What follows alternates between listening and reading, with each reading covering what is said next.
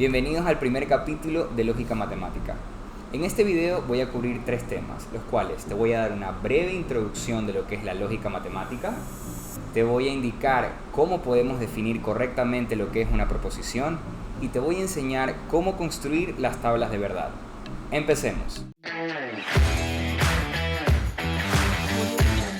Los seres humanos usamos la lógica aristotélica, es decir, un argumento o es verdadero o es falso.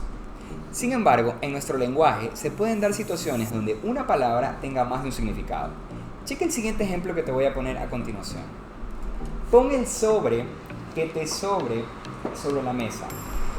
En este ejemplo, la palabra sobre tiene tres significados diferentes. Al inicio indica un objeto. En segundo lugar, indica una cantidad, no específica, pero una cantidad. Y en último lugar, indica la ubicación de dicho objeto. La lógica matemática resulta interesante estudiarla, ya que nos permite reconocer la validez de los argumentos y nos da las herramientas de razonamiento necesarias para elaborar demostraciones que sean irrefutables y convincentes. En lógica matemática vamos a definir a las proposiciones de la siguiente forma. Una proposición es una oración que o es verdadera o es falsa. Es decir, una proposición es una oración que al momento de ser leída se puede determinar con facilidad si es verdadera o es falsa, sin ningún tipo de ambigüedad. Veamos los siguientes ejemplos. 16 es un número par. Esto es verdadero. Bill Gates fue uno de los fundadores de Apple. Falso. Bill Gates fue uno de los fundadores de Microsoft. 2 más 2 es igual a 4. Esto es verdadero. Y todos los números enteros son positivos. Esto es falso, ya que también tenemos a los enteros negativos. Para que el tema quede claro, te voy a dar unos ejemplos de cómo puedes descartar cuándo tenemos o no tenemos una proposición. No son proposiciones las oraciones que son exclamativas, es decir, las que contienen emociones. Aquí tenemos un ejemplo: apresúrate. No son proposiciones las oraciones que son interrogativas, es decir, las que solicitan algún tipo de información. Veamos este ejemplo. ¿Hiciste la tarea?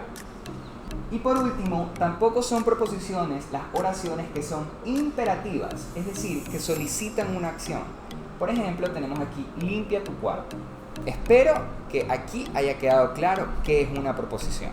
¿Cómo se representan a las proposiciones en lógica matemática? En lógica matemática, a las proposiciones se las representa usando las letras del abecedario en minúscula. En este ejemplo que tenemos a continuación, 16 es un número par. Podemos utilizar para representar a toda esta proposición con la letra A, con la letra X.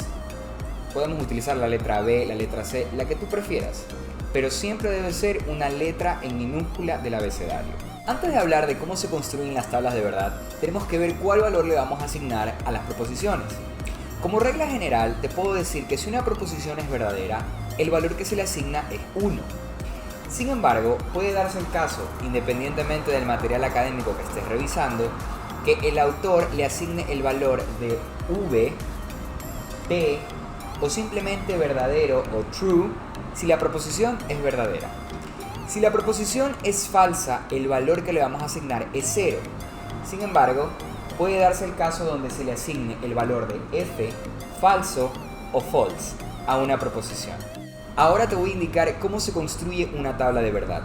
En sí, una tabla de verdad contiene todas las combinaciones de verdadero y falso que puede tener un ejercicio, según el número de proposiciones que tenga. Aquí solo tenemos que tener en cuenta una pequeña fórmula: 2 elevado a la n, donde n es el número de proposiciones. A continuación vamos a ver tres ejemplos. Cuando hay una sola proposición, es decir, n es igual a 1, tenemos 2 elevado a la n, es decir, 2 elevado a la 1, es decir, 2. Por ende, tenemos una sola proposición y los dos únicos escenarios que puede tener es donde la proposición es verdadera o es falsa. Ahora, cuando tenemos dos proposiciones, es decir, n es igual a 2, 2 elevado a la n, tenemos 2 elevado a la 2 y eso es igual a 4. Como tenemos dos proposiciones, Estas son todas las posibles combinaciones que puede tener nuestro ejercicio. Es decir, cuando ambas proposiciones son falsas, cuando una es verdadera y la otra es falsa, cuando la primera es falsa y la segunda es verdadera, o cuando ambas son verdaderas. Por último, para finalizar, tenemos el ejemplo cuando se tienen tres proposiciones, es decir, cuando n es igual a 3. Es decir, tenemos 2 a la n, 2 elevado al cubo, y eso es 8.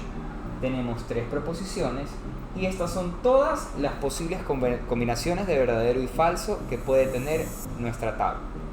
Es decir, las más lógicas, cuando las tres primeras son falsas, cuando las tres son verdaderas, cuando tan solo una de ellas es verdadera y las demás son falsas, y por último, cuando tenemos que dos son verdaderas y una es falsa. Para recapitular, una tabla de verdad contiene todos los escenarios de verdadero y falso de todas las proposiciones que tenga nuestro ejercicio.